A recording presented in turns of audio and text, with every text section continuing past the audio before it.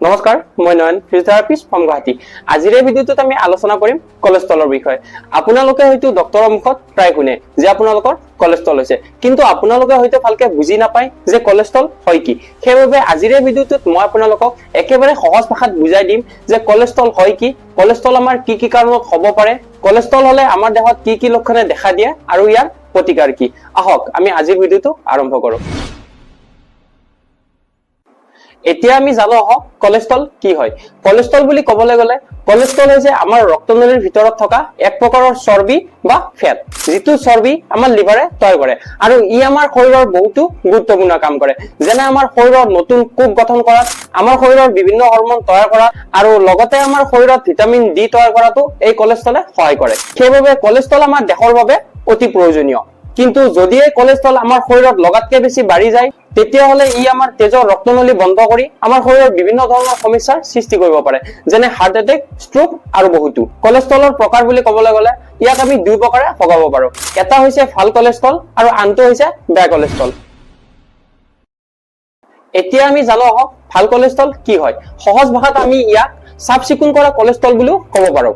ই আমাৰ ৰক্তনলীত জমা হৈ থকা বেয়া কলেষ্ট্ৰলবোৰ এটা গোট কৰি পেলাই লিভাৰলৈ লৈ যোৱাত সহায় কৰে, য'ত ইয়াৰ পুনৰ ব্যৱহাৰ হয়। সেইবাবে ভাল কলেষ্ট্ৰল আমাৰ হৃদযন্ত্ৰৰ বাবে ভাল। এতিয়া আমি জানো আহক বেয়া কলেষ্ট্ৰল কি হয়।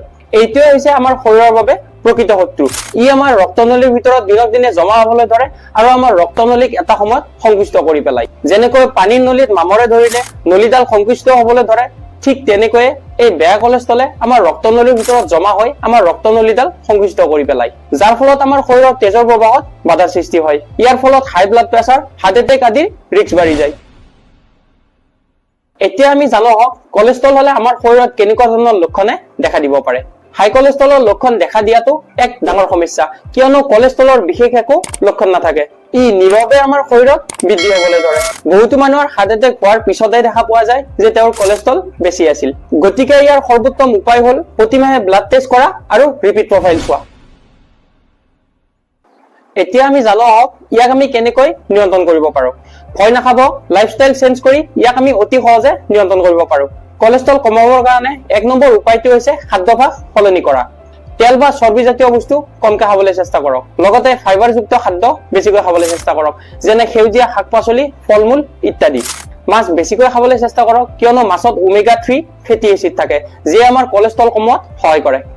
দুই নম্বৰতে কলেষ্ট্ৰল কম কৰিব পৰা উপায়টো হৈছে আপোনালোকে প্ৰতিদিনে শাৰীৰিকভাৱে সক্ৰিয় হৈ থাকক। প্ৰতিদিনে আপোনালোকে অন্ততঃ 30ৰ পৰা 1 ঘণ্টা সময় বেগাই খোজ কাঢ়িবলৈ চেষ্টা কৰক। এনেকৈ খোজ কাঢ়িব যাতে আপোনাৰ শৰীৰৰ পৰা ঘাম বাহিৰ হয়। তাৰপিছত আপোনালোকে কলেষ্ট্ৰল কম কৰিবলৈ ফিজিঅথেৰাপি এক্সাৰচাইজ কৰিব পাৰে, য়োগা কৰিব পাৰে বা আপোনালোকে সাঁতুৰিব পাৰে। তাৰপিছত আপোনালোকে কৰবাত যাওঁতে এলিভেটৰৰ সলনি চিৰি ব্যৱহাৰ কৰিব চাওক, যাতে আপোনালোকৰ শৰীৰটো সক্ৰিয় হয়। ইয়াৰ লগতে আপোনালোকে শৰীৰৰ কলেষ্ট্ৰল কম কৰিবলৈ, শৰীৰৰ ওজন কম কৰিবলৈ চেষ্টা কৰক। ধূমপান আৰু মদ্যপান একেবাৰে এৰি দিয়ক আৰু লগতে আপোনালোকৰ মানসিক চাপ কমাবলৈ চেষ্টা কৰক। যদি এইবোৰ উপায় মানি চলাৰ পিছতো আপোনালোকৰ কলেষ্ট্ৰল কম হোৱা নাই, তেতিয়াহ'লে ডক্টৰৰ পৰামৰ্শ মতে ঔষধ ল'ব লাগিব। বন্ধুসকল, কলেষ্ট্ৰল আমাৰ দেহৰ বাবে আৱশ্যক, কিন্তু পৰিমাণ বাঢ়িলে ই বিপদজনক হ'ব পাৰে। সেয়ে সময়মতে পৰীক্ষা কৰক, সাৱধানে আহাৰ খাওক আৰু লগতে স্বাস্থ্যকৰ জীৱন বাছি লওক।